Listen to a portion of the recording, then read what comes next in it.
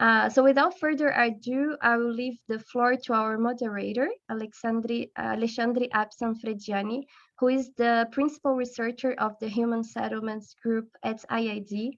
Alexandre, it's an honor for us to have you here today moderating the session. I'm very much looking forward to all the interesting discussions we're about to have. The floor is all yours, Alexandre.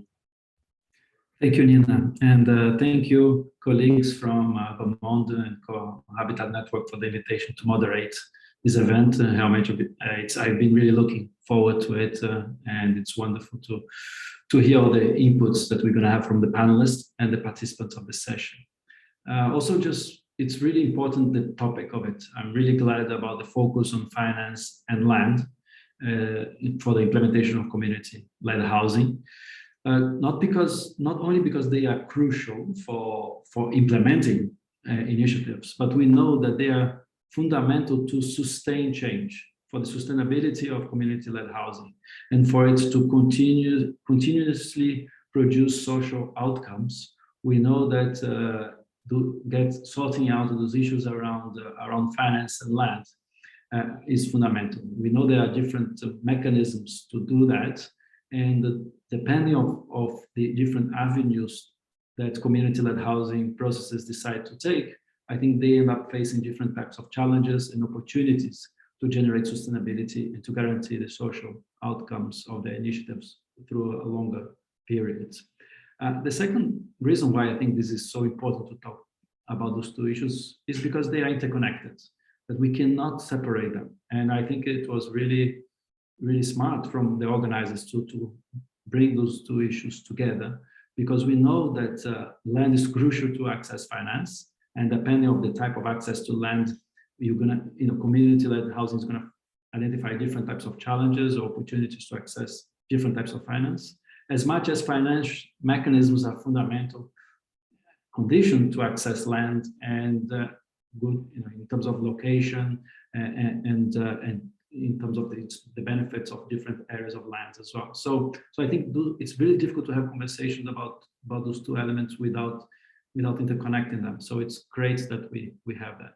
And the third point that I think it's by bringing those two thematic issues together, what is very important for our conversation today here is also thinking about these enabling conditions. What are the conditions that allow community-led housing to be implemented successfully?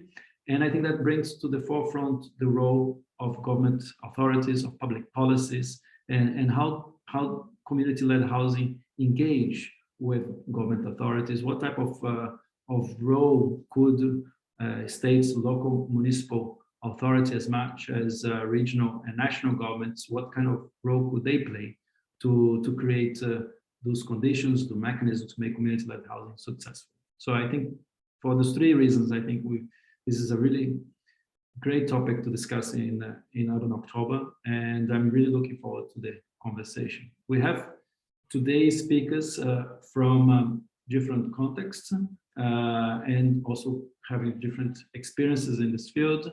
We're going to have representatives from Sostre Civic in Barcelona, in Spain, and then we have representatives from Mehr, wohnen, from Zurich in Switzerland, and then we're going to finalize with some colleagues that's going to be talking about an experience in Yangon in Myanmar called Pan Tazin. So yeah, we have three very distinct experiences from different geographies, and which we're really looking forward to it. We will start with Nina Turull from Sostre Civic, and Sostre Civic is a cooperative based in Barcelona that promotes the grant of use housing cooperative model. It was born in 2004 and has more than 900 members. Nina Turull is a building engineer and a feminist political ecology specialized in sustainable architecture and life cycle assessment based in Barcelona. Her interest is focused on alternative forms of understanding and approaching architecture, with the aim of creating and fostering access to housing within the terms of social and environmental justice. She is currently working as a project engineer at Sostre Civic. So, Nina, you have 15 minutes, and in the meantime, those that are joining us here in the session, please keep throwing your questions, your comments in the chat. We're going to have some time after the three speakers to have a roundtable conversation.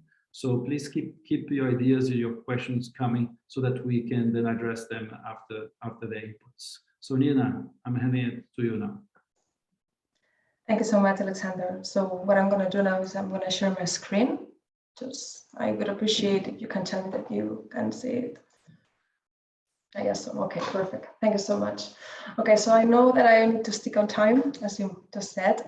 So I do have a long presentation. I will go quite fast going through. So for who is more interested in going deeper, I will share it later on with the organization. So whoever wants to take a look in a more deeper sense is more than welcome. So as Alexander said, I come from Sostre Civic, who is a housing cooperative based in Catalonia in Spain. As a little introduction, I'm going to go really quick of what is the organization about, and then I'm going to speak going to the point, the access to land and different financial mechanisms that we are applying. And I'm going to go deeper in 3 case studies that we can share more details about the financial strategies that we applied on those. So basically, Sostre Civic is a housing cooperative that is organized by more than now 1,000 members. We recently reached that top. And it's organized by General Assembly, and we have, like, as a cooperative structure, like an horizontal and democratic structure that is basically organized or supports different co-housing projects. So rather than having them disconnected, they are all part of the cooperative, but they are autonomous, and they do have their own financial system, or in terms of financial organization. So basically, there is this main cooperative that is Sostre Civic, who hosts different housing projects that they work, as I said, autonomously. Currently, I think we have more than 12 active. Some of them are being under construction. Some of them are already co-living, and some of them are being to be imposed. So it's been a huge increase in the past, I would say, 5 years, and the organization is going bigger. So basically, the right that we are trying to promote here is to collective ownership, rather than, it's not a tenant, it's not purchase, it's collective. Through the right of use that I'm going to go deeper later on, and then through collective management. So basically the users of the projects, the people who's going to live in that project, is the one who's deciding how to live, how they want to share the experience, and they are the ones who are co-designing the project from the first step. So as I said, it's not a private cooperative, as we are not being treated as an investment. It's what we are trying to do is to block the speculative current model that we have in Spain. It's not public because it's a cooperative that is not being funded by. It's partly being funded, or we are using some grant from the municipality, but we are not partners somehow. So we are collective. We have a democratic management that is decided by all the members that I recently mentioned. And more like graphic explanation would be that we have those members who is the people who is all the time telling which direction we want to drive the cooperative to, and the heritage that we have through the right of use. And one of the benefits, or what we are trying to promote with this alternative model, is to have a model of housing that is stable, that is not speculative, that is flexible, that can be adapted through time. So it can be flexible in terms of the kind of people who it needs to have access to, and it also promotes social change. We have different principles and values that I'm not going to go through, otherwise I'm not going to have time. But as I said, we are not profit, we're self-management, we're trying to do affordable housing and through the replicability and social market, and applying sustainable principles. And it's not something new. It's not that we are doing anything that hasn't been done yet. We are basically following different, inspired by different models that are applied in different countries, and Denmark or Uruguay or Switzerland. So basically, going to the point, how we access to land. What is the Catalan context here? So basically, we have three different types of access to land right now or currently.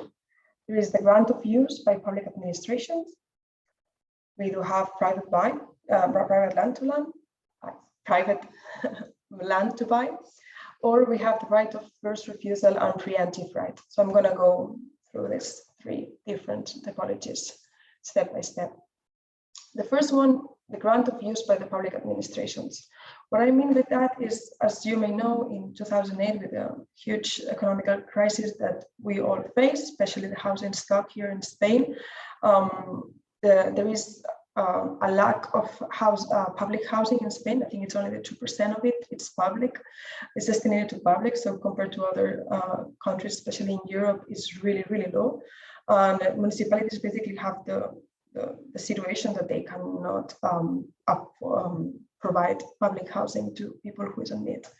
So basically, with the mix of the economical crisis and the amount of land that the public administration has, together with or thanks to the Barcelona City Council and the current political context that there is in Catalonia right now, with progressive parties in power, basically, what they are promoting through the public administration is to grant the land that they have as like a leasing for 75 years, that non-profit organizations, especially cooperatives or housing cooperatives, can use that soil or that land for exploring buildings. So basically, the municipality, in other words, is lending us or is leasing us, not leasing because there is not public money out of it, but it's just lending us the soil or the land for 75 years to be used by us.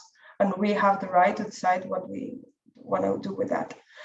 The only condition that the dwellers or the users that must comply is with the criteria to have access to public housing, which is like limiting the salaries that all the users have.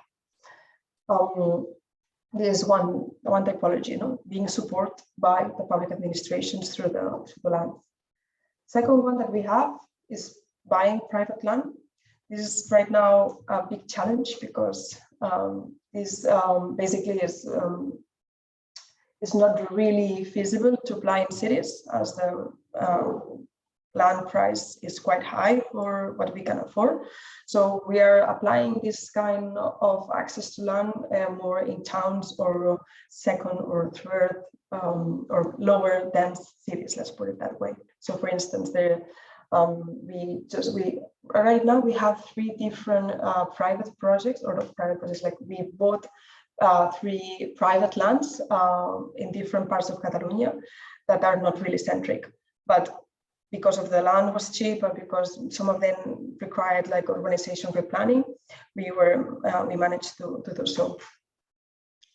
Or the third way that we have access to land is through the right of first refusal and preemptive rights. This comes from the economical crisis that we had in 2008. As you know, a lot of people had to leave their places, or their housing was recruited by the banks. So these banks, after so many years that acquired this housing stock, not all of them are being able to exploit it. And what the second kind of more not natural but common way for banks to have that property explored is to selling it to investment funds. So in 2015, Spain came out with a law that gave priority to the non-profit organizations and municipalities to buy these properties from the bank, rather than trying to stop the investment funds to buy it directly from it in a really low price.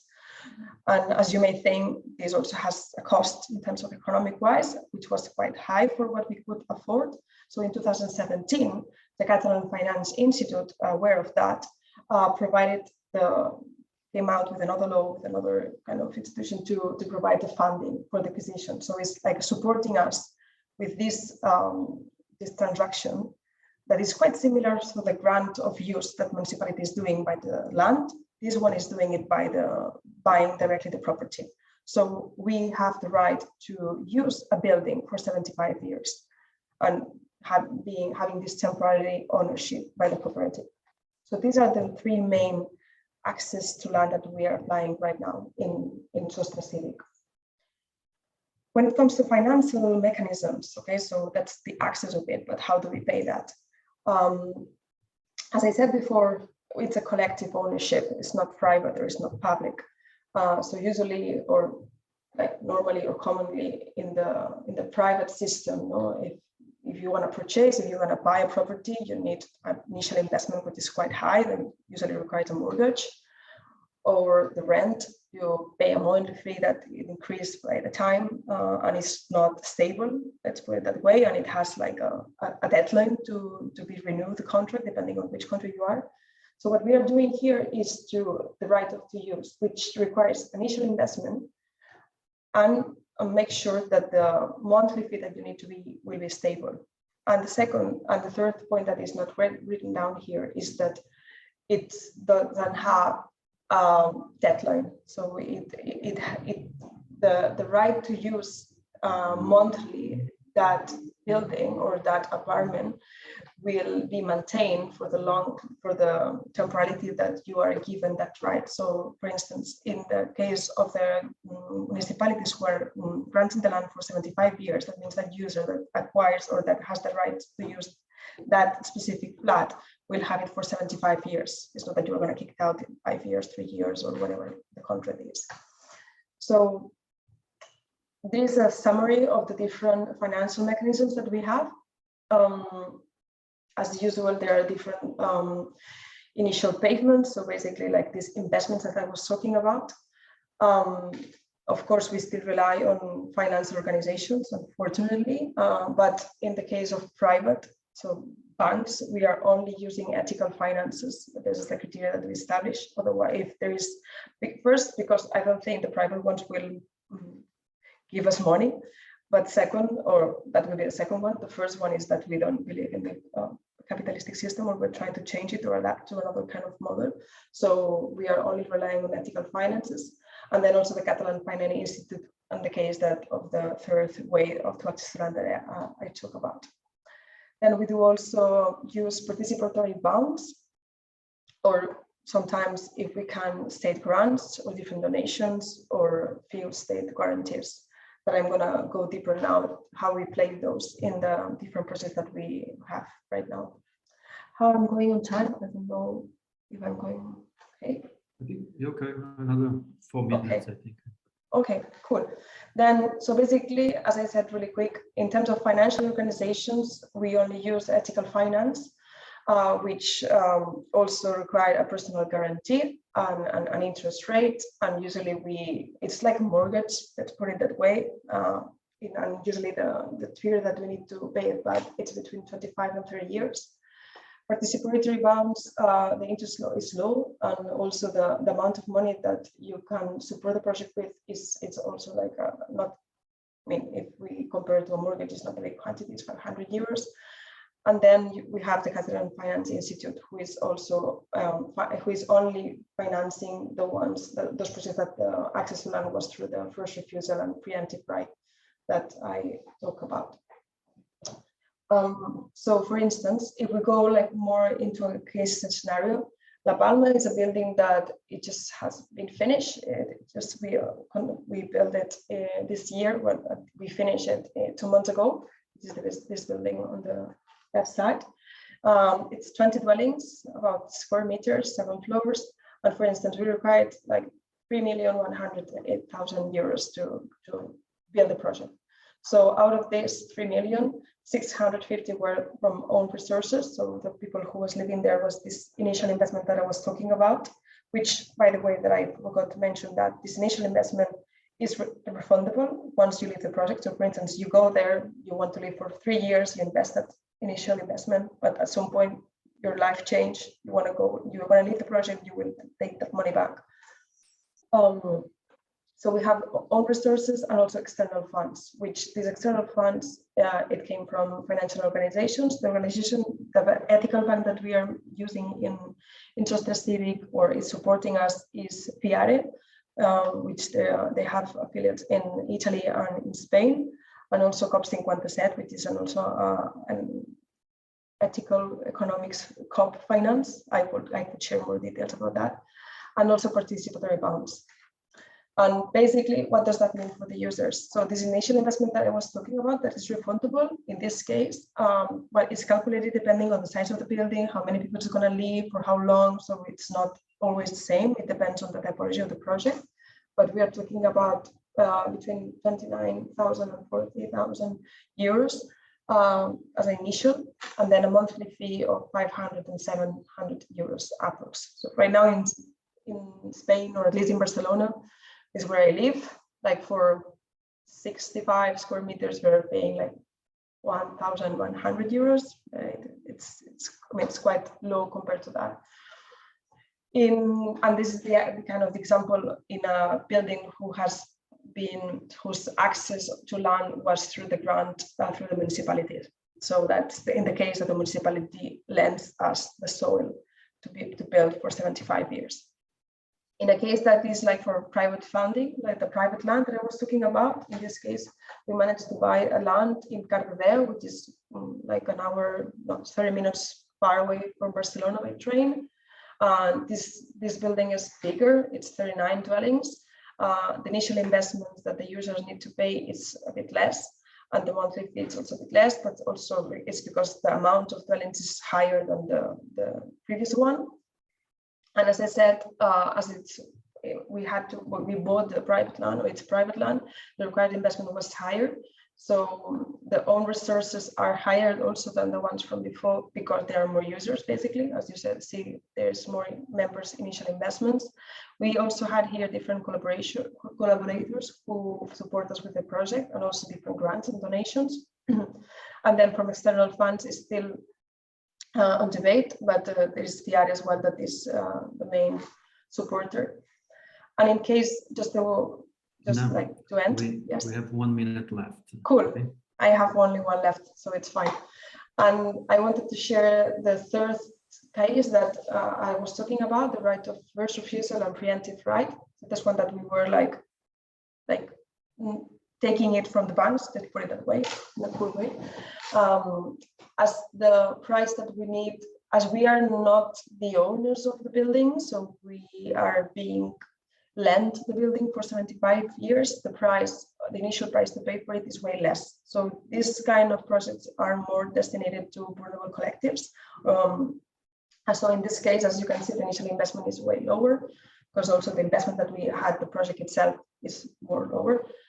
It's true that it's only 4 dwellings, but they are bigger than the others, and they're also part of these kind of dwellings. Part of the square meters are focused on shared spaces. That is also one part of the values that we are trying to promote. But more or less is the kind of typology that we rely on own resources, but also external funds in that case, which in this case, as I said, is more in the Catalan Financing Institute that is supporting this kind of initiatives here in Spain. And there are several challenges that you can read on, and as you may imagine, we can debate later on. So thank you so much. Thank you very much, Nina. Fascinating experiences, and it's great to see those different typologies and how things are being played out and some of the issues that you faced along the way. So yeah, let's now go to Zurich, where Andrea Wieland from the housing cooperative Mehr, wohnen, which is a housing cooperative located in Zurich, which has won several different awards, including the CoHabitat Award, the Swiss Ethics Award, numerous national and international architectural awards, among other recognitions. Andrea is a business administrator by training and the current director of Mehr, wohnen. She is responsible for the execution of the visionary strategy of the cooperative. Besides, Andrea is engaged nationally as delegate of the Swiss National Housing Cooperative Association, referee and visiting lecturer on ecologically, socially, and economically sustainable housing development, and member of different panels. Andrea, it's great to have you here with us today, and we're looking forward to hear your inputs. Thank you very much, and good afternoon. I will also start by sharing my screen. Can you just quickly confirm that you can see that? Yeah, perfect. Wonderful. Thanks. Thank you. So yeah, it's a great pleasure to be here and not just introduce our project in Zurich, Switzerland, but also talk about the economic factors. So as Nina just mentioned, with this grant of use and buying private land and the issues around that, we face the same. And this project I will talk about today in the city of Zurich, we also have a grant of use, so it goes in the same direction, and we more or less face similar issues and problems. But first, let me introduce you to the housing cooperative scene, or the mechanisms behind. So the Swiss housing cooperatives are private companies, but they are co-owned, so co-ownership, and with the aim of securing land and properties from speculation. So therefore, really being non-profit. And with that, we also calculate our rents non-profit on the effective costs. We have different other principles, but I think the most important one, besides the securing land from speculation, is really that is organized as a democracy alike. So one person, one vote, regardless how much investment or equity you bring into the housing cooperative. So non-profit housing has in Zurich a very long history and tradition. What you see here is a map of the city of Zurich. And everything that's green, that are housing cooperative building or settlements. And the red pinkish are non-profit foundations, associations, and the city of Zurich, so communities-led social housing. And you can see it's a very strong housing cooperative city. And the citizens of the city of Zurich also voted in favor of a law, as we have a direct democracy. So the citizens of Zurich voted in favor of a law to have 1/3 non-profit housing in the city of Zurich by 2050. Which means when private investors buy land and build, we have to build even more to reach that goal of 1/3. Currently, we are around 25%, so a quarter, and that provides the question, how can we access land in a city that also has an overheated housing market? And with that goal of 1/3, the city of Zurich is required to provide a framework and instrument to support non-profit housing. As I said, we have a very long history of housing cooperatives, and in 2007, the city of Zurich with the housing cooperative celebrated a 100-year anniversary. And they were not just patting on their back and saying how great we are and what great things we did in the past 100 years, but also looked into the future and asking the question how we can tackle the housing needs and the burning questions and issues of the 21st century. So over 50 housing cooperatives and the city of Zurich came together, established a new cooperative, and that was More Than Housing, or Mehr wohnen in German, more than housing. And it really has the aim to be an innovation and learning hub for our entire sector, to try out different things, to prove that it's possible to live in a sustainable environment. So for example, we strive for the 2000 watt society. Actually now we strive for net zero.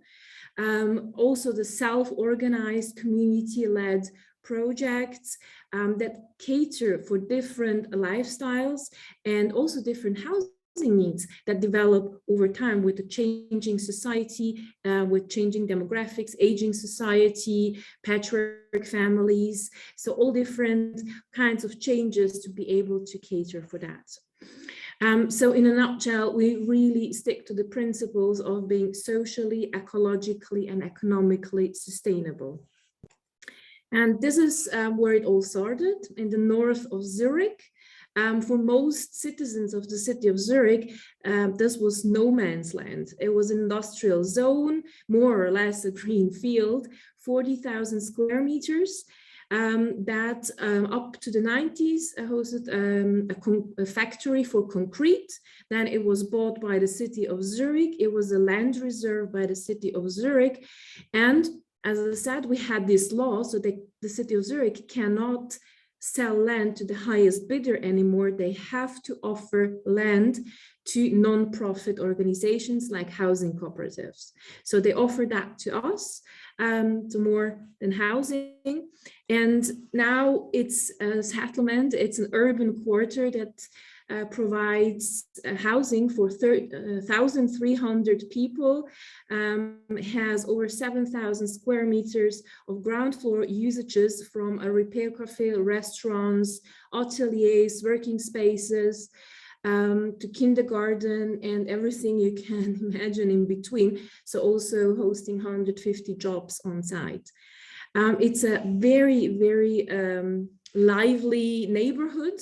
Very engaged people. The people that live here are now, besides these 50 founding members, also members of the cooperative. So they also have a vote and a say in the organizations, and they transform and develop that housing cooperative, their environment further. The question was now for today, how did we get there? And the first is really accessing land. As I said, 40,000 square meters, 4 hectares. It's in a long-term lease. That's how we call that. It's same as Nina said before with the grant of use. Here it's 72 years plus twice the option of 10 years. So nearly 100 years where we pay annual interests to the city of Zurich, and both sides have rights and duties. And this is a contract, an agreement between the city of Zurich and a housing cooperative that again is a private co-owned company. So in our case, it's really a win-win situation, especially for young cooperatives that have to access land somehow, don't have land reserves. They are not there for the last 60 years. So we really want to do something new and establish a large project. So it's a benefit for both sides, as we have access to land for nearly 100 years. There are favorable interest rates, and they are being adjusted every 5 years. And they are index linked and based on average benchmark interest rates. So it absorbs the market volatility, but it also adjusts over time to the market. So it can go up and down, but it's not as volatile as it would be on the free market. We do not need large capital to start. As we've seen the project before, there are between 10 and 20% own capital that you have to bring. When you have land provided by the city of Zurich, you only have to bring 6% of equity, so your own capital, starting capital, which the city of Zurich finances 10%. So basically, you have to bring 5.4%. Then there are some fiscal exceptions, especially as we accrue every year a percentage of that project, of the worth of the buildings for future renovations. So in 25 years, when we have to renovate certain parts of the buildings, the rent doesn't go up because we made that accruals. And also there is deposits for reversion, which means after this time, the land and the buildings return then to the city of Zurich, and the city of Zurich pays only 60% of the worth in 90 years to the housing cooperative. Then there are some other benefits for the authorities, for the city of Zurich, as they have to provide public infrastructure like hospitals and kindergartens and so on. And the city is quite dense. So whilst they provided land and we build the buildings, we return 1% of that rentable space for free to the city of Zurich for public use. So on site, we also have a kindergarten run by the city of Zurich. They do not pay rent for it, but it's also calculated as part of this interest fee that we have to pay. Then we are also required to provide subsidized apartments. That means that is really for low-income households to provide housing on site as well. That is also part of the calculation of this interest rate that we have to pay over the 70 years. And it is, in that terms, especially for young cooperatives, really a win-win situation. So the second question is, whilst we were able to access land through this long-term lease, how to finance that project. And you have seen it's ecologically sustainable, 13 buildings, so it all costed the end 195 million Swiss francs. And the question was how to also diversify the financing and reduce the risk. Here you can see there are different loans. So we have 3 levels. We have the city of Zurich, we have the canton of Zurich, which is kind of the state. And then we have the Switzerland as the federal, as the highest. And all of them have different instruments to support non-profit housing, which means it's a fonds de roulement. It's a rolling fund where we get a loan for favorable conditions over 20 years, for example, where we also then return part of the capital every year. So that's why the funds, again, filled with when we return for new projects to be supported. Also a bond loan, it's from the Federal Bureau, is provided with 35 million, also to a fixed rate over a certain period. And for us, it's the most important to really have the first 15 to 20 years, the interest rates secured, because this is the time where we can really make these accruals and stabilize the rents. So they are not fixed over 70 years, they are adjustable, but we fix the rates, especially in the beginning, because we have to build like everybody else. And with the cost rent system, you pay the rent, how much it effectively costed to establish that building. And also members, yeah. Sorry to interrupt, just to let you know that we have 1 minute and 2 minutes max. Okay, thanks. Great. We also have member funds that they provide, and mortgages. These are banks, so a syndicate behind, where we also look by 195 million. There was no one bank, but we have 4 where we also look at ethical standards when working with banks or financial institutions. So the last one, overcoming the obstacles. How did we get there? As I said, we had this 15 cooperatives with starting capital and the experience, strong partnership with the city of Zurich that was really necessary and built over time, but also a rigorous cost controlling and risk management. So the participation with our members was before we built and after they moved in, but for the construction part, it was with the general constructor. So all in all, we really had to build trust from the beginning and have a strong and experienced project team to actually gain access to all of that and the rest of the mechanisms I showed you. In the presentation that you will get afterwards, you have then some key facts around modern housing. And then that's it. Happy to take on any questions. Great, thank you very much, Andrea. Yeah, just to say that there are a few questions coming in the chat as well for the speakers. So if they come up, just encouraging the speakers to reply in the chat, but also keep sharing your questions so that we can address the many issues of clarification as the presentations continue. So let's move to our third speaker, Marina Kolovou, who's going to talk about the experience in Yangon in Myanmar. She's going to be talking about the Pan Tatin, which is a community-led housing project located in Yangon, Myanmar. In this project, Yangon's poor women's quarters have come together. We started savings groups and developed their own housing solutions with support from a small NGO called Women for the World.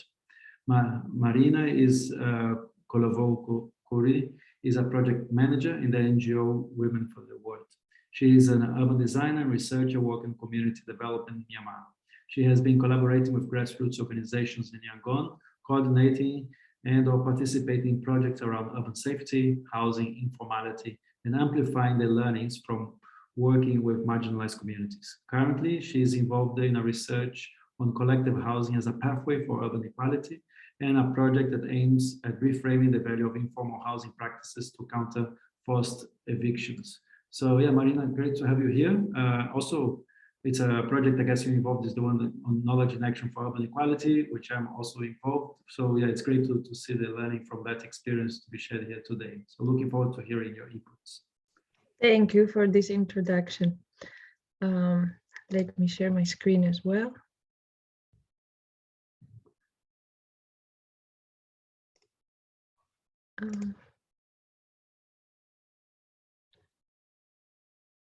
Wait, I'm having, no. Would it be possible that Nina jumps in and shares it for me? Because somehow it's... Yes, just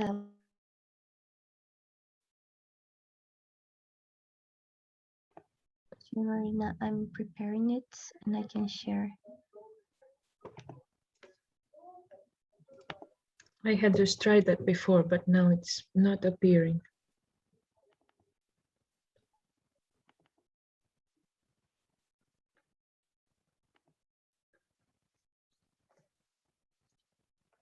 I will share it now. I hope you can see. Yes, everybody There can it is. see. Yes, we can. Thank you, Okay. Nina. Perfect. Thank you so much for that. So I will be talking about a rather different context and about the very first of a series of collective housing projects in Yangon called Pantazin, which began back in 2009. And I want to give you a very quick note on the conditions that gave birth to this housing movement. Next slide, please. So after successive waves of forced evictions and natural disasters like the destructive cyclone that hit Myanmar in 2008 and rapidly increasing property prices, formal channels for housing supply have been virtually inaccessible for really poor people.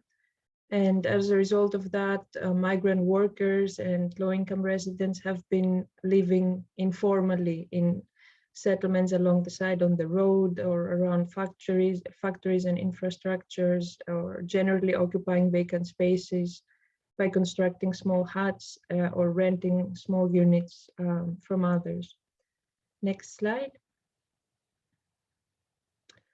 It was within this context that the small civil society organization called Women for the World, that had been working for female empowerment in low-income communities, shifted its attention towards improving access to land and housing, which was one of the highest priorities and biggest aspirations for many of these women and girls.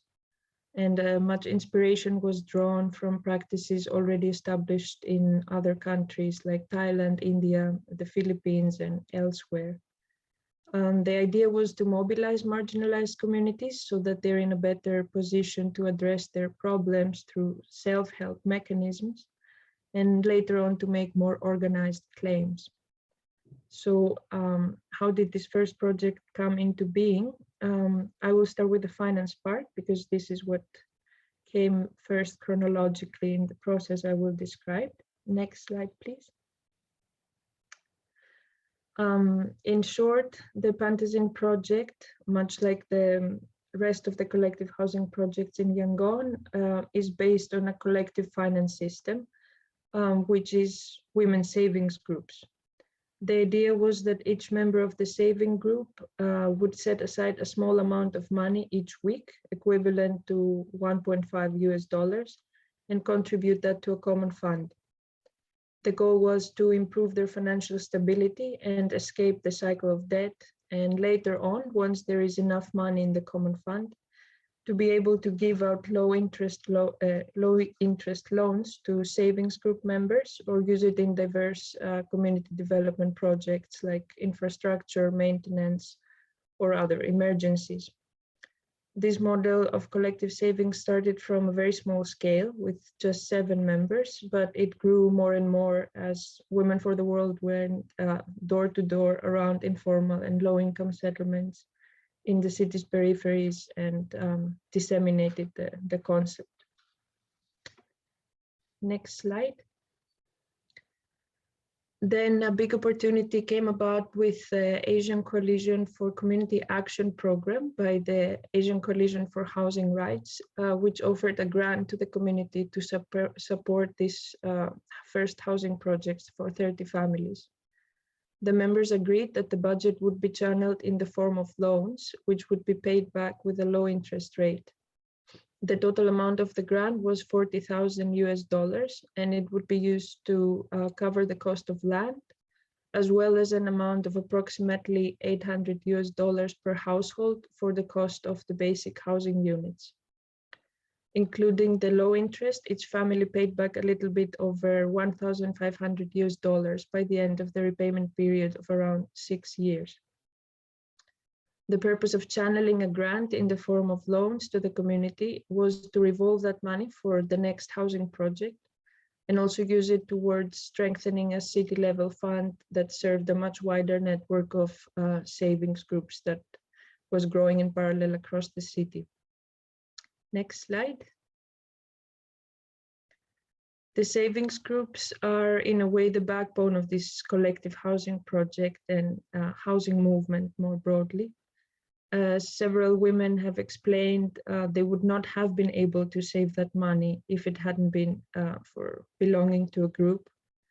The shared accountability, the relationships, and the trust that people build over this collective action, and the skills they develop along the way, be it on financial management, conflict resolution, or public speaking, are all essential ingredients to the success of the process. The practice of collective savings has enabled the participants to pay back the loans on time and help each other out when someone struggled with finances. Later on, some families took additional loans from the savings group to add finishing touches to their houses. And by now, the savings groups are organized into their own entity, which is called the Women's Saving and Development Network. Next slide. Now moving to the second part of accessing land for the project. This was somewhat more challenging because of structural obstacles like highly complicated land classification system and land legislation and overlapping claims over land use rights. As a result of these, there is a widespread informal system of land transfer taking place in the peripheries of the city, where most lands are still classified as farmland, hence not permitting residential development. There would be a lot to unpack here about the nature of these transactions and the needs they respond to, but for the sake of time, let us say that this type of informal land transactions was the only viable and affordable option for the low-income savings group members, even though the purchase of the farmland for their housing project would not be legally recognized. Next slide. Basically, the women started scouting the township for vacant and suitable plots of land to buy, where they could construct their settlement. With some training in surveying and mapping, they combed the area ward by ward and slowly gathered more information about the ownership status and prices of different sites. And they also looked at housing typologies and started thinking about the space they needed and connected with more people. They eventually identified a small plot of land of around 20,000 square feet, which they purchased from a farmer in 2010. The preconditions to be eligible for a spot in the new housing project were, for one, membership in the saving group for at least 1 year, savings of at least 1 lakh CHF, equivalent to $120 US, not owning a house elsewhere, and being committed to attending all the regular savings meetings. Based on these criteria and the prioritization of the most vulnerable families, the settlement reached its final composition by 2013. Next slide. The land is owned by the collective, something that is acknowledged in the purchase certificate, even though there is no framework in place that recognizes collective land ownership for this type of housing project. The housing units themselves, on the other hand, belong to the individuals. And the collective land ownership is something that is very much valued by the residents, who often say that this is the glue that holds everything together. Despite being caught in this legal gray area, the project members have not dealt with any issues since the emergence of the project a decade ago and feel very much secure in their settlement. So much so that many families have by now upgraded their housing and rebuilt them in permanent materials like brick and concrete, as you see in this before and after pictures. Next slide. Of course, a project like that in a very difficult context without similar precedents has faced many challenges, some of which are related to systemic issues and others that are related to the nature of the process. Regarding the financing mechanism, first of all, these low-income people are excluded from formal banking systems, and without external support, the process would have taken much longer. Establishing the savings group has been itself a process of trial and error, from practical things like figuring out the appropriate group size, to strengthening the bonds among members and setting up a mechanism that inspires trust among people and minimizes the risk of abusing the system. For example, the first savings group had at some point reached 100 members, a size that made it impossible to have equal participation and overview all the processes, so that the group eventually collapsed. In terms of accessing land, the main obstacles are structural, meaning that there are virtually no conditions in place that allow low-income dwellers to access land, leaving them virtually no option other than going through informal channels to cover for their basic needs. This is further compounded by increasing land speculation and skyrocketing prices all around Yangon, even in these peripheral areas. And on top of that, there is no legislation that recognizes collective land ownership. Next slide. Accordingly, the response of the organization and the women's network to these challenges can be summarized along the same lines.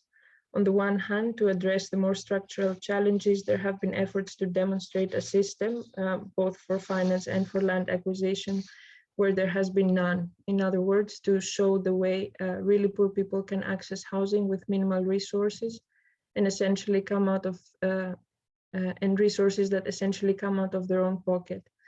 This demonstration is accompanied by continuous advocacy to persuade authorities and other stakeholders to provide more substantial support to the collective housing movement and give retroactive recognition of the land ownership to the community. When it comes to dealing with the process-related challenges, the key has been to capitalize on the power of the collective and the security it affords people, and uphold the values of collectivity through continuous mobilization, equal participation, and negotiation. This has been a genuinely bottom-up system, and since there is no predetermined structure that people simply follow, both Women for the World and the Savings members have been learning together along the way. Lastly, part of dealing with the challenges is taking some calculated risk into account and building a mitigation mechanism around that. Final slide. Many things have evolved since then, both in terms of accessing finance and land for the most recent housing projects. After Pantazin, the projects that followed were implemented with help from loans from microfinance companies. On the one hand, this has given a different kind of flexibility to the project, but it also came with much higher interest rates compared to the pilot project, and it takes away the option of revolving the funds from community to community. In terms of securing land, a significant breakthrough came in 2019 with the government recognizing the value of the housing projects and integrating this model into its public housing supply by making government-owned land available at no cost for the implementation of other bigger projects of a couple of hundred households each. This also prompted the emergence of new vocabulary, even among authorities who adopted the term community common land and even started contemplating policy development around collective land ownership or introducing a city-level development funds as an alternative to the microfinance loans. Sadly, such discussions have been put on hold since the coup last February, but hopefully these people-centered practices will continue growing stronger since collectivity is needed more than ever. Thank you. Thank you very much, Marina. It was a great presentation. So we are now approaching the round table moment of our event, and maybe we can have now all our speakers with their cameras on, if that's okay. And we're going to try to get some questions. So please keep asking your questions so that we can share to the speakers. But maybe I would like to start just getting back to the speakers. Maybe Nina, you can respond to that first. Talk a little bit about the challenges. I know that in the end we didn't have much time to go through your last slides, but Andrea, also you had a few challenges there in your presentation. Maybe Marina, you mentioned some, but maybe each of you could talk a little bit about what are some of the key challenges that your experience have faced, and maybe in terms of engaging with people coming from very different socioeconomic backgrounds, and how to make sure that different needs and experiences are addressed during this process, as well as the kind of social technical support that cooperatives need to continue managing some of those processes. And so, yeah, just wanted to ask your views around some of the key challenges that you faced in this process. I can go first if you want. When it comes to access to land, the main challenges that we have is the high prices of it. As I said, it's not the same to acquire land or to use land from a city rather than from a town. At the same time, it's quite, let's put it in another way. I mean, cities are the most dense populations that we can find out. So maybe there's more the need to have or to build this kind of housing projects there. Whereas at the same time, is the place where it's more inaccessible to pay land somehow. And also the other challenge in terms of land would be the difficulty to finance an acquisition. So kind of the same.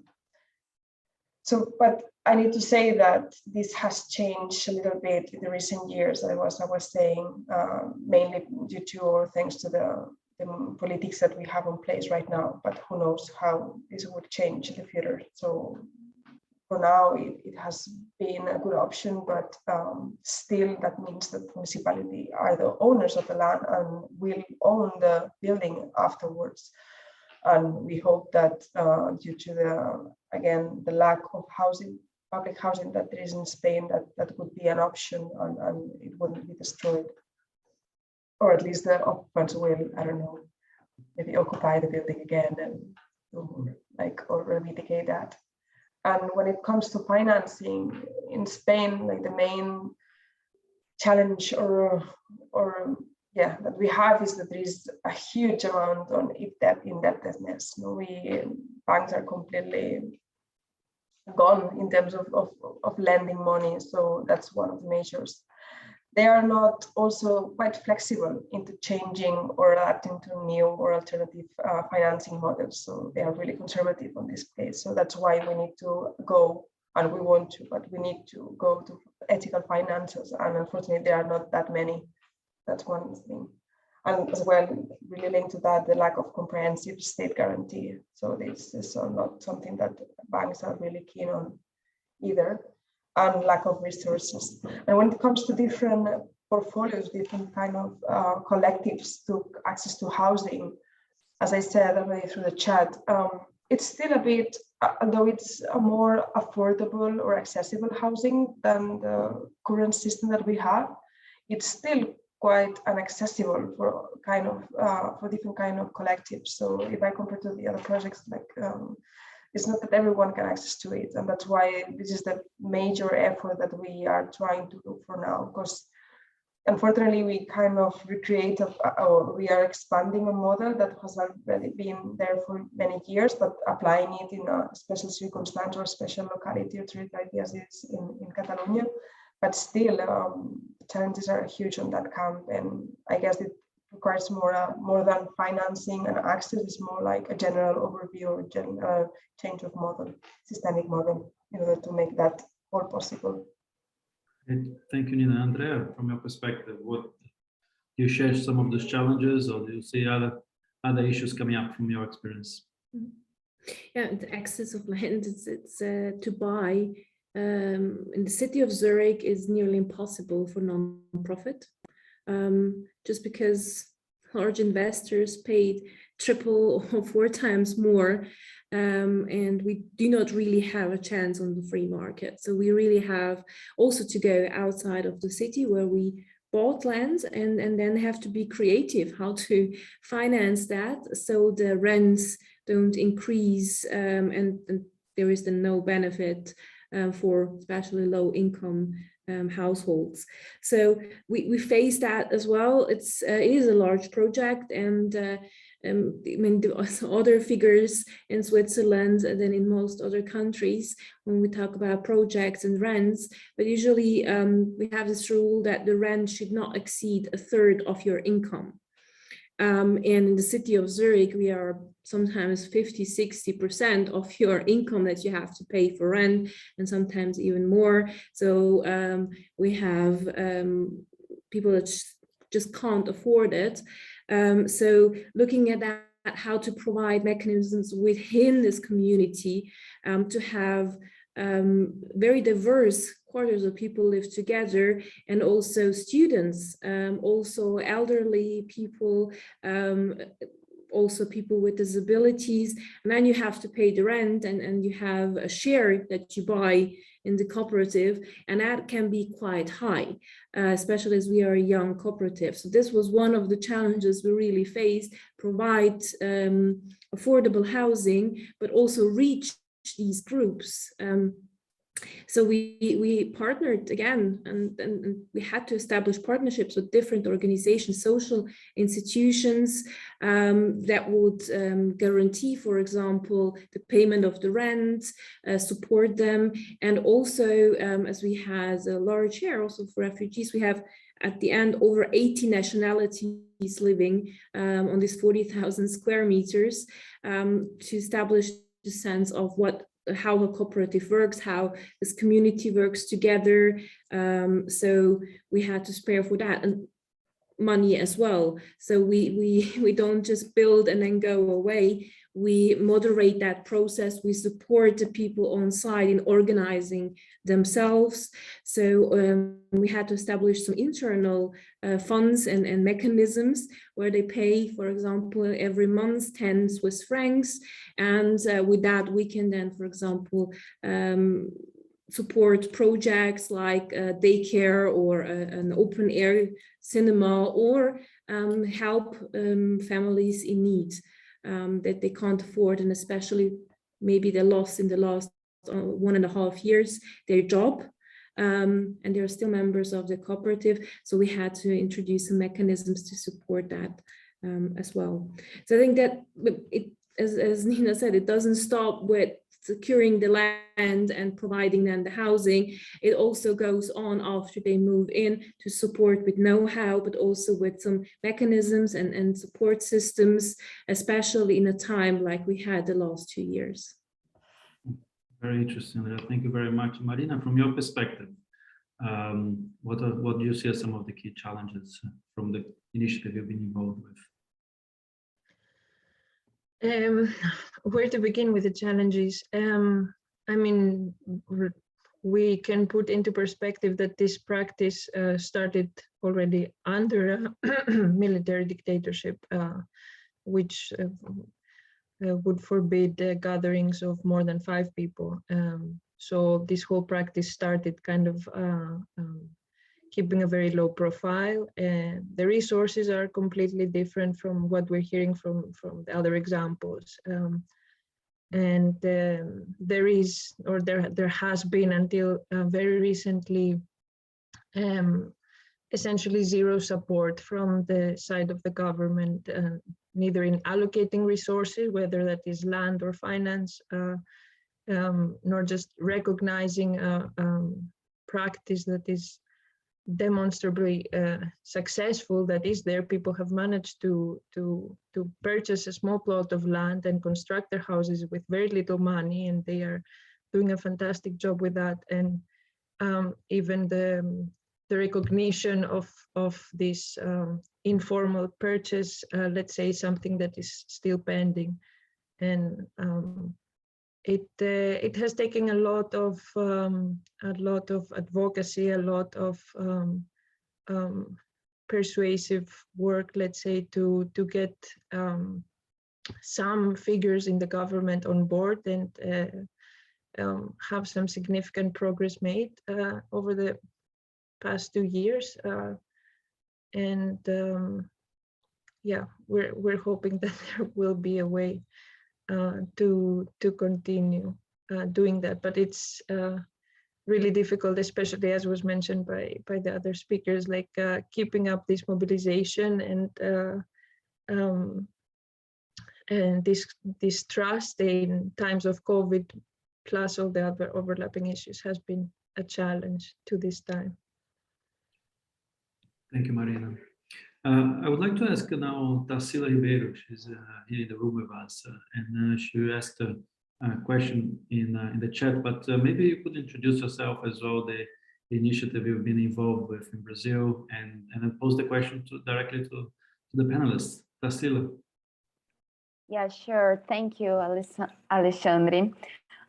Well, my name is Tarsila Ribeiro. I am the head of the Favela CLT, the Favela Community Land Trust Project here in Rio de Janeiro, Brazil. And I will just introduce our challenges and our work related with the experience that we had the opportunity to know today here.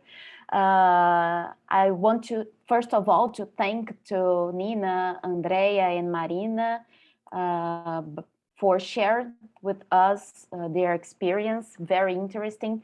I was especially interested in the difference about the North and the Global South. I am from Global South, obviously, Latin America, Brazil, and I could see a lot of coincidences with the Myanmar experience. And otherwise, I could see the difference between Spain experience and all the stuff, especially related to public support. This is a very important point that we have to think a little about. But let me talk to you about Brazil just a little bit. Well, here in Brazil, we definitely have a huge challenge in relation to land. No? The country's colonial history and the consequent need to occupy all the territory to ensure the domain of the Kingdom of Portugal during more than 3 centuries, combined with the continental dimension of Brazil, mean that most the cities has developed under an irregular land base. During all the history. And that irregular land base remains until today. And that's a similar fact with Myanmar. We have a very complex system about land and a very complex irregularity situation here. Well, so this land tenure irregularity mainly affects the poorest population here in Brazil.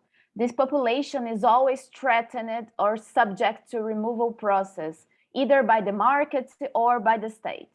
So in this context, more than some regularization process based on the formalization of land ownership here in Brazil, with titles and registrations and all the stuff, it is essential for us to think of an instrument that could guarantee the security of ownership, that could guarantee the permanence of the residents in their territories. So it is in this context that the Community Land Trust emerged for us as an alternative for land regularization with the protection of residents. The interesting thing about Community Land Trust model for Brazil, it is its ability to go from the private model to the formal level to actually build a collective arrangement in practice. So I believe Nina talked about it a little, the difference between private, public, and collective, and community land trust could arrange the private and the collective dimensions. Well, our initiative is pioneering in Brazil and still struggles against a lot of important challenges, such as institutional conservatism, lack of funding, and the difficulty of mobilizing residents in a context of serious economic, social, and political crisis in which Brazil is inserted in the current days, as you all should know by now. Well, about financing, this is our major challenge nowadays. And this challenge is directly related to three factors that is happening in Brazil right now. The first is the conservative political context in Brazil today, which does not direct resources to projects aimed at vulnerable populations. So we don't have any support of the government as Myanmar case. It's almost the same situation here. Although we are not a dictatorship, or at least not a formal dictatorship.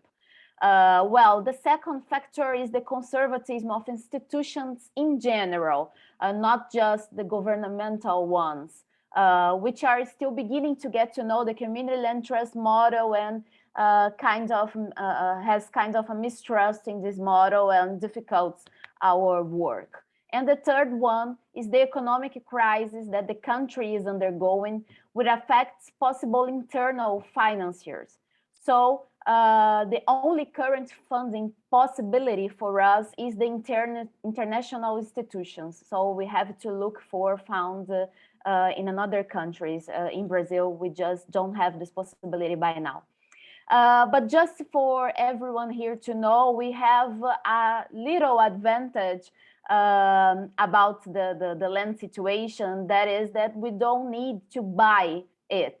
We have the possibility of going through a land regularization process that here in Brazil, despite being a lot of time consuming, guarantees land ownership for the residents free of charge. So we have this possibility here in Brazil, and this is an advantage for us in relating to the experience that Nina and Andrea bring in their speech. So that's it. I thank you a lot for the opportunity to talk a little about the Brazilian situation. I think we should continue talking about this difference between the North and the Global South and how we could cooperate with each other to make the situation better in the Global South, and for us to help the people in the global North to solve their challenge too. Tarsila, thank you very much for this input. And I'm also recalling the question you shared with us, a question. Oh yeah, I forgot. I completely forgot. During the presentations, I thought about a question more to Andrea and Nina. As I said, we have a great difficulty to present projects to the government and receive support. So I really want to know what are the strategies that you proceed to presenting projects to the government agencies or staff so that they feel attracted to fund them. How to make the government going through the projects. That's my question. Great question. Thank you, Tarsila. Panelists, keep this question. Don't forget it. And we're going to get an input now from Alexandre Peterka. And he's going to have a short input and also going to present a question for you. So yeah, let's keep that question. And then we're going to have a final round of inputs before we close the event. So Alexandre, now it's you. Hi. Can you hear me? Very well. Great. I'm a little bit sorry for my voice. I'm a little bit sick. So if the sound is not great, that's the cause. Hi, my name is Alex. I'm from the Czech collective called Sdílené domy. It means shared houses. It's a cooperative housing project, very similar to the German Mietshäuser-Syndikat, which maybe you know already. So our goal is to buy a house or create a network of houses in a cooperative being owned by cooperatives by its residents. And we are a first project of this kind in Czech Republic. So the situation for us is quite difficult in this. The rents in Czech Republic are rising, especially in the big cities, much faster than wages. And also the cost of properties is rising as well. So especially for young people, it's impossible to buy a flat or a property in cities, which was possible for our parents, but it's no more possible for us. So the cooperative way is basically one of the few ways for us to actually own something. So that's one of the reasons we have decided for this. And I will just quickly say something about the problems we are facing, and this will lead me to my question to the speakers. Our financing is composed of two parts, except our own funds. We got the loan from the German foundation, Stiftung Umverteilen. They provide us with 70% of the needed finance, and the rest is something we call direct loans. We are asking our sympathizers, our friends, our families to provide us with the money, and in turn we will give them a better sorry, what is the word in English? You know, we'll give them back a little bit more than if they will put the money to the bank account. Yeah, my question basically is if you have any experience or any ideas about how to bring this concept of solidarity economy to the wider population, because in Czech Republic, which is a post-communist country, everything that is somehow connected to solidarity or unions or cooperatives is very controversial. My question is quite similar to the Tarsila's question. She was asking about the governments, and my question is more focused on the population. If you have an experience with bringing these concepts to the wider population, which might not exactly be in favor of such solutions in countries such as ours. Great. That was probably my question. Fantastic. Thank you so much, Alex. And yeah, so great that you two seem to be even coordinated in terms of the focus of your question. So how to bring the government on board and how to also bring people on board to the cooperative movement that we're talking about. So yeah, let's start from Marina. Let's do the opposite way around. Marina, would you like to go first? Sure. How to bring the government on board. To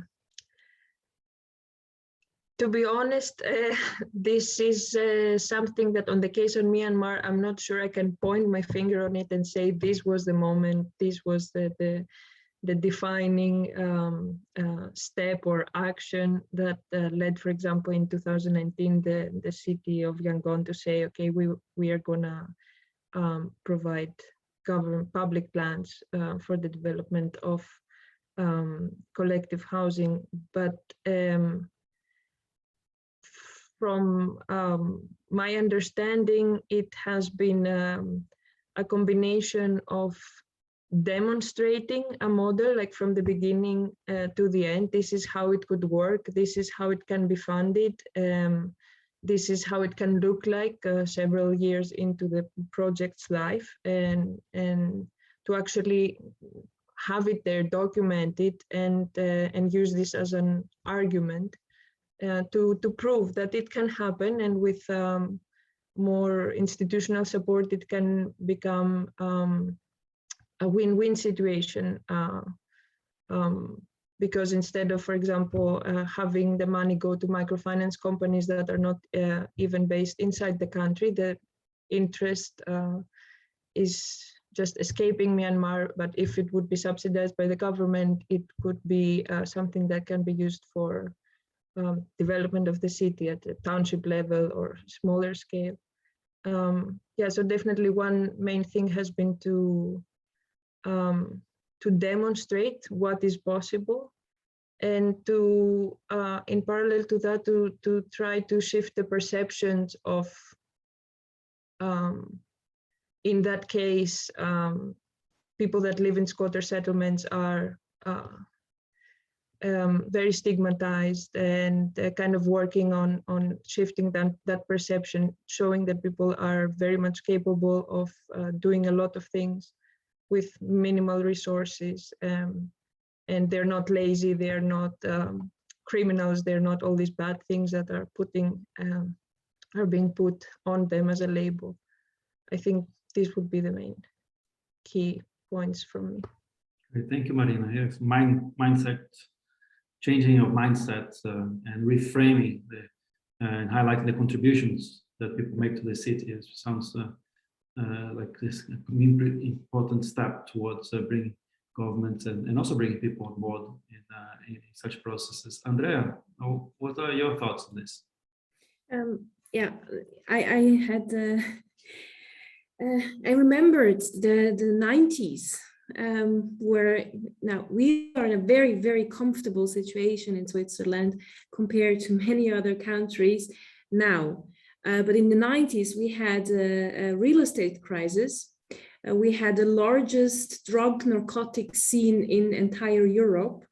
And the city was no place to be. Everybody wanted to go out of the city of Zurich. So we had a quite conservative parliament. So yeah, it wasn't as it is now, and we had this shift. Now it's quite a liberal, green, left-wing city. Everybody's cycling and recycling, and we all talk about communities and but it was a process up to there. And the question is really, how did we get there? And that was by public attention. There was no such mechanisms as we have it now. There was no partnership with the city of Zurich. The city of Zurich was selling land to the highest bidder because they were happy to sell at least something, because we had this huge crisis and people were evacuating the city. They were just leaving. So then there were some, they call us all a bit lunatics, where we came up with the idea, no, we don't want you to sell that to the highest bidder. We want to start a cooperative. And we had that tradition, but it just had to be kind of reinstated and brought back. And it was not this old-fashioned thought of these people just all living together, and they all started to be conservative as well. But also, again, this mind shift, and there was this young wild ones that lived in that world where they, again, couldn't afford apartments. So there were also riots, they were demonstrating, but also being constructive in ways of coming up with save together, let's buy one house and use it then as an example. And this is this 25 years journey. It ended with this young wild ahead of the 90s and this conservative cooperatives in the city of Zurich establishing a new cooperative, proving that jointly we can go further. But it was a way, and it really needed these people and these grassroots initiatives to shaken things up and to have kind of a showcase. And the showcase was the first that was bought by all the tenants and showing it works and we can do that. And then it started to change also our relationship with the city of Zurich and with the government. And with that, people came back to the city of Zurich and started to vote left and green. And now we have this very strong partnership because we supported the city of Zurich by providing infrastructure, helping them actually achieve what they are supposed to do, like providing kindergarten and so on. We do that for them, and we point that out that we do. So that is then a mutual relationship that the city of Zurich supports cooperatives. So from my experience is really be persistent, bring it up, bring it up, bring it up until somebody listens. We had a way, even everybody was in favor, to get 195 million projects. They thought we are all a little crazy, but we did it by really convincing the people and showcasing an example where it worked. Thank you, Andrea. It's great, great example and input here. So very energizing and wonderful to see the agency that change can happen and those partnerships can be built. So it's wonderful to hear your inputs. Nina, what are your thoughts on this question?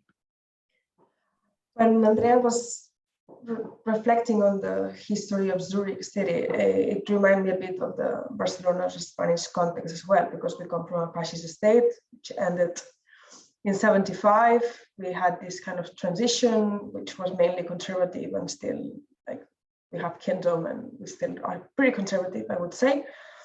However, the support that we recently got from the public municipalities, I think the main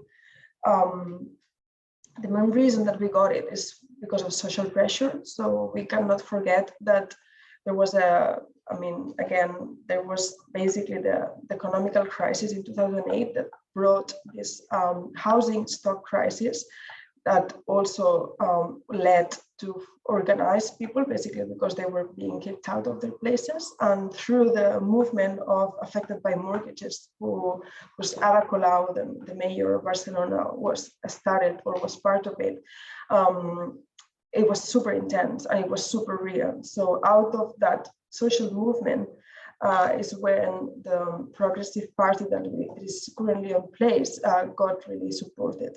However, things has changed a bit, and we are not, I think, I would say, as good as in the Zurich situation, but still we are kind of binding these relationships. First, because if they wouldn't support the social's opinion or electoral votes, I think people would just crash on them. So unless they supported what the people required, otherwise we wouldn't have this political movement on place right now. So I think they felt kind of obliged that there is a huge problem in housing, especially in Barcelona, because we can also not forget that there is a huge problem of tourism, which is also kicking out all the neighbors from the city. So it's like a mix of systemic crises that are coming together.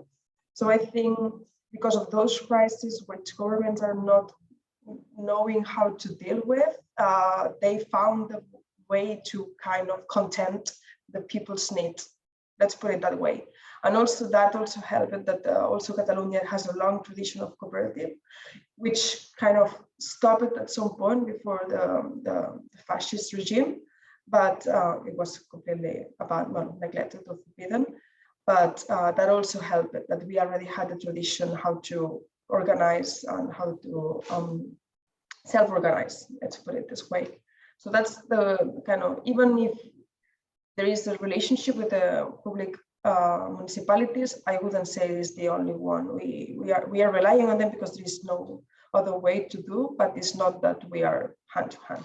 Mm-hmm. But I would say that. And in terms of social wise, it's because there is a huge need. I mean, there is an emergency housing crisis right now. And actually one of the main things that we are facing is there's so many people who's calling us like, I need an emergency housing. So we are not providing that. We are providing an alternative model, but unfortunately we cannot offer like emergency housing. So the thing is that people who's driving this movement, we like it or not.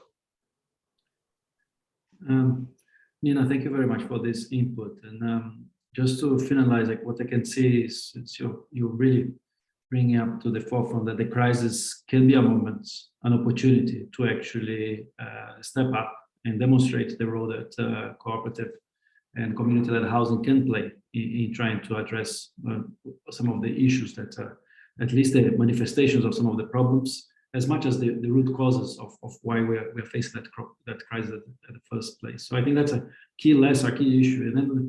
And that can open up partnership, as Andrea was saying, by setting up precedents, by being able to demonstrate and showcase in ways that we can also communicate that to the wider public and the politicians to change mindsets, hearts and minds, as Marina was pointing out, that are so important.